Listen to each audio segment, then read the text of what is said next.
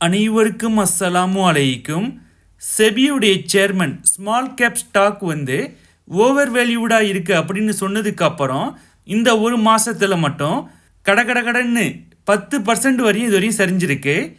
இந்த சரிவை பயன்படுத்தி நம்ம லம்சமாகவோ அல்லது எஸ்ஐபி மூலமாகவோ இந்த ஸ்மால் கேப் ஸ்டாக்ஸில் இன்வெஸ்ட்மெண்ட் பண்ணலாமா, அல்லது இந்த கரெக்ஷன் ஆப்பர்ச்சுனிட்டியை பயன்படுத்தி புதிதாக ஷரியா கம்ப்ளைண்ட் உள்ள ஸ்மால் கேப் ஸ்டாக்ஸில் எப்படி இன்வெஸ்ட்மெண்ட் பண்ணலாம் அப்படின்னு விவரமாக பார்ப்போம்.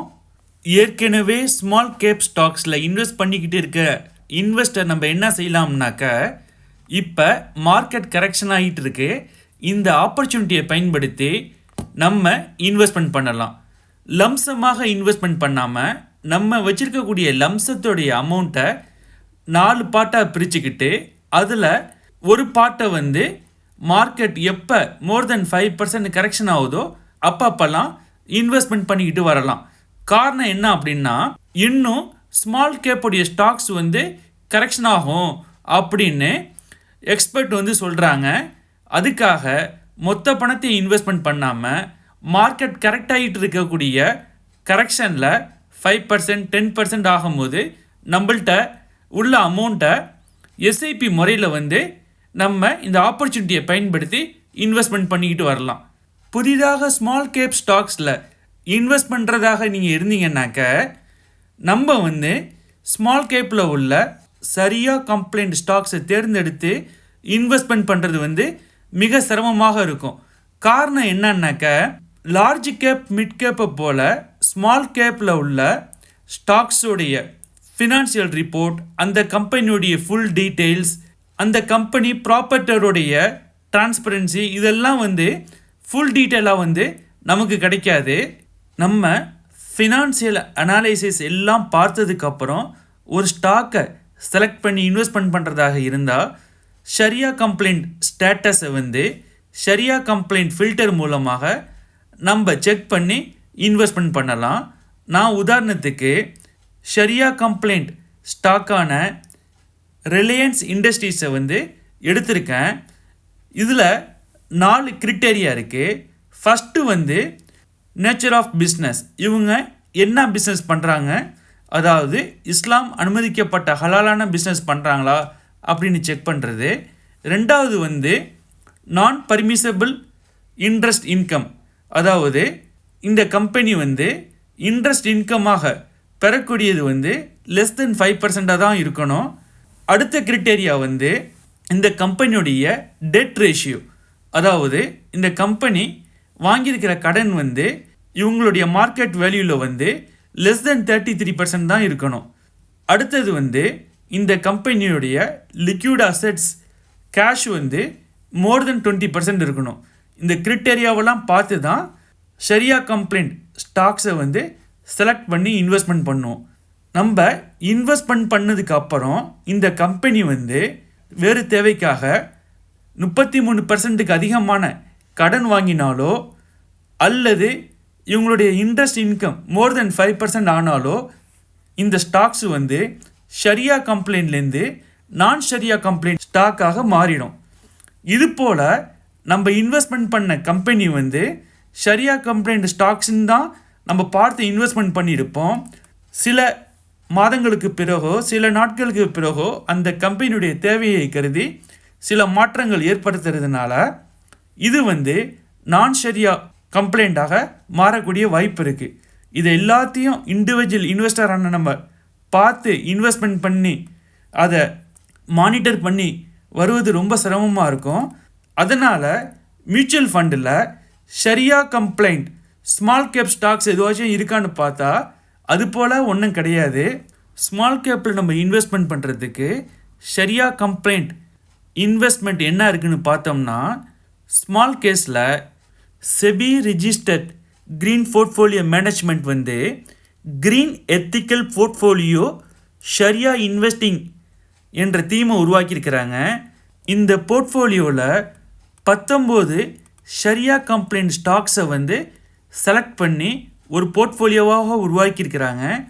இது ஃபியூச்சரில் நல்ல க்ரோத் உள்ள கம்பெனியாகவும் நல்ல பொட்டென்ஷியல் உள்ள கம்பெனியும் நல்ல ப்ராஃபிட் கொடுக்கக்கூடிய கம்பெனியாகவும் செலக்ட் பண்ணி வச்சுருக்கிறாங்க. இந்த கம்பெனியோட டேட்டாஸ் அண்ட் ஃபினான்சியல் அனாலிசிஸ் பண்ணி கம்பெனியோட இண்டிவிஜுவல் மீட்டிங்கும் அட்டென்ட் பண்ணி நல்ல கம்பெனியாக செலக்ட் பண்ணி வச்சுருக்கிறாங்க. நான் சொன்னது போல் ஷரியா பிரின்சிபலை பயன்படுத்தி ஹலாலான பிஸ்னஸ் செய்யக்கூடிய கம்பெனியாகவும் அதிக கடன் இல்லாத கம்பெனியாகவும் லிக்விட் அசெட்ஸ் உள்ள கம்பெனியாகவும் இது போல் கம்பெனியை செலக்ட் பண்ணி அதை ரெகுலராக வாட்ச் பண்ணி அதோடைய குவார்ட்டர்லி ரிசல்ட் ஹாஃபர்லி ரிசல்ட் எல்லாத்தையும் பார்த்து ஃபியூச்சருக்கு க்ரோத் உள்ள கம்பெனியாக செலக்ட் பண்ணி வச்சுருக்கிறாங்க. நீங்கள் எந்த அசெட் கிளாஸில் இன்வெஸ்ட்மெண்ட் பண்ணுறதாக இருந்தாலும் நீங்கள் அதை பற்றி ஓனாக அனாலிசிஸ் பண்ணி உங்களுடைய ஃபினான்சியல் அட்வைசர் மூலமாக கன்சல்ட் பண்ணிவிட்டு இன்வெஸ்ட்மெண்ட் பண்ணுங்கள். ஏற்கனவே நம்ம சேனலில் how to invest in green ethical portfolio ஷரியா இன்வெஸ்டிங் அப்படின்னு ஒரு வீடியோ போட்டிருக்கோம். அதில் ஸ்மால் கேப் ஆப் மூலமாக எப்படி இந்த ஃபண்டில் இன்வெஸ்ட்மெண்ட் பண்ணலாம் அப்படின்னு ஃபுல் டீட்டெயில்ஸும் இந்த ஃபண்டு பற்றிய ஃபுல் டீட்டெயில்ஸும் போட்டிருக்கோம். பார்க்காதவங்க அதை பார்த்துட்டு இந்த பாட்டை கண்டினியூ பண்ணுங்கள். க்ரீன் எத்திக்கல் போர்ட்ஃபோலியோ ஷரியா இன்வெஸ்டிங் ஃபண்டை பற்றி டீட்டெயில்ஸாக பார்ப்போம். இது யாரெல்லாம் இன்வெஸ்ட் பண்ணலாம் அப்படின்னா மாட்ரேட் இன்வெஸ்டர் இதில் இன்வெஸ்ட்மெண்ட் பண்ணலாம். இதோடைய பிஇ ரேஷியோ எவ்வளோனா 23.39%, பிபை ரேஷியோ 3.11% இருக்குது. இதில் மினிமம் இன்வெஸ்ட்மெண்ட் 38,533 ரூபா. இது மினிமம் இன்வெஸ்ட்மெண்ட்டு. இதுக்கு மேலே நீங்கள் எவ்வளோ வேணாலும் இன்வெஸ்ட்மெண்ட் பண்ணலாம். 50,000, 1 லட்சம், 2 லட்சம் உங்களுடைய வசதிக்கு ஏற்றாற் போல் லம்சமாகவும் அல்லது எஸ்ஐபி முறையிலையும் இதில் இன்வெஸ்ட்மெண்ட் பண்ணலாம். இந்த க்ரீன் எத்திக்கல் போர்ட்ஃபோலியோ ஆரம்பித்து 1 இயர் ஆகுது. இது 1 இயர் சிஏஜிஆர் ரிட்டர்னாக 38.69% இதுவரையும் ரிட்டர்ன் கொடுத்துருக்கு. இதில் எவ்வளோ இன்வெஸ்ட்மெண்ட் பண்ணலாம் அப்படின்னாக்க 3 லட்சத்துலேருந்து 6 லட்சம் வரையும் இதில் இன்வெஸ்ட்மெண்ட் பண்ணலாம். ஸ்மால் கேப்போடைய இன்வெஸ்ட்மெண்ட்டை பொறுத்த வரையும் உங்களுடைய டோட்டல் போர்ட்ஃபோலியோவில் மேக்ஸிமம் 25% ஸ்மால் கேப் ஸ்டாக்ஸில் இருக்கிறப்பல பார்த்துங்க. இந்த ஸ்மால் கேப் அதிக வொலாட்டிலிட்டி உள்ளது. அதனால் நிறைய ஏற்றம் இறக்கத்தோடு காணப்படுறதுனால எந்த அளவுக்கு நமக்கு ப்ராஃபிட் கிடைக்குதோ அதே போல் லாஸ் ஆகிறதுக்கும் சான்சஸ் இருக்குது. அதனால் நீங்கள் எந்த ஸ்மால் கேப் ஸ்டாக்ஸில் இன்வெஸ்ட்மெண்ட் பண்ணுறதாக இருந்தாலும் உங்களுடைய அசட் அலோகேஷனில் மேக்ஸிமம் 25% இருக்கிறாப்புல பார்த்துக்கங்க. 19 ஸ்டாக்ஸில் இன்வெஸ்ட்மெண்ட் பண்ணுறாங்க. இந்த fund rebalancing every quarter rebalancing பண்ணுறாங்க. இப்போ லாஸ்ட்டு ரீபேலன்ஸ் எப்போ நடந்துச்சுன்னா 15 மார்ச் 2024, அதாவது ஒரு வாரத்துக்கு முன்னாடி ரீபேலன்ஸ் நடந்துச்சு. இதில் 5 ஸ்டாக்கை விட்டு எக்ஸிட் ஆனாங்க. காரணம் என்ன அப்படின்னா இவங்க ஷரியா கம்ப்ளைண்ட் முறையில் ஸ்டாக்ஸை செலக்ட் பண்ணி வச்சுருந்தாங்க. அந்த 5 ஸ்டாக்குமே அந்த கம்பெனிங்க அதிக கடன் வாங்கினதுனால மோர் தென் 33% டெட் ரேஷியோ இருக்கிறதுனால அந்த 5 ஸ்டாக்ஸை எக்ஸிட் பண்ணிவிட்டு வேறு ஷரியா கம்ப்ளைண்ட் உள்ள நல்லா பர்ஃபார்ம் பண்ணக்கூடிய 5 ஸ்டாக்ஸை என்ட்ரி கொடுத்தாங்க. இந்த க்ரீன் போர்ட்ஃபோலியோ நீங்கள் இன்வெஸ்ட்மெண்ட் பண்ணியிருக்கிற 19 ஸ்டாக்ஸ்லேருந்து வரக்கூடிய டிவிடெண்டை பியூரிஃபை பண்ணுவதற்காக ஒவ்வொரு வருஷமும் உங்களுக்கு இமெயில் அனுப்புவாங்க. அதில் உங்களுக்கு கிடைச்ச டிவிடெண்ட்ஸை எத்தனை % பியூரிஃபை பண்ணி சாரிட்டிக்கு கொடுக்கணும் அப்படின்னு இன்ஃபார்ம் பண்ணுவாங்க. இதில் எங்கே எப்படி இன்வெஸ்ட்மெண்ட் பண்ணலாம் அப்படின்னா நான் டிஸ்கிரிப்ஷனில் லிங்க்கு கொடுத்துருக்கேன். அந்த லிங்கை கிளிக் பண்ணி நீங்கள் உங்களுடைய இன்வெஸ்ட்மெண்ட்டை ஆரம்பிக்கலாம். ஸ்மால் கேஸ் ஆப்பில் இந்த க்ரீன் எத்திக்கல் போர்ட்ஃபோலியோ சர்ச் பண்ணுனா உங்களுக்கு இந்த தீம் கிடைக்காது. அதனால நான் டிஸ்கிரிப்ஷனில் லிங்க்கு கொடுத்துருக்கேன். அதை கிளிக் பண்ணி நீங்கள் இன்வெஸ்ட்மெண்ட் பண்ணலாம். இந்த தீமில் இன்வெஸ்ட்மெண்ட் பண்ணுறதுக்கு 1 இயர் சப்ஸ்கிரிப்ஷனாக 7,080 ரூபா சார்ஜ் பண்ணுறாங்க. நான் ஹலால் இன்வெஸ்ட்மெண்ட் 15 அப்படிங்கிற டிஸ்கவுண்ட் கோடை வந்து டிஸ்பிளே பண்ணியிருக்கேன். இந்த டிஸ்கவுண்ட் கோடை நீங்கள் அப்ளை பண்ணி இன்வெஸ்ட்மெண்ட் பண்ணுறதுனால 1062 ரூபா நீங்கள் சேவ் பண்ண முடியும். 7000 ரூபாய் நீங்கள் பே பண்ணாமல் 6068 ரூபா 1 இயர் சப்ஸ்கிரிப்ஷனாக நீங்கள் இதில் பே பண்ணலாம்.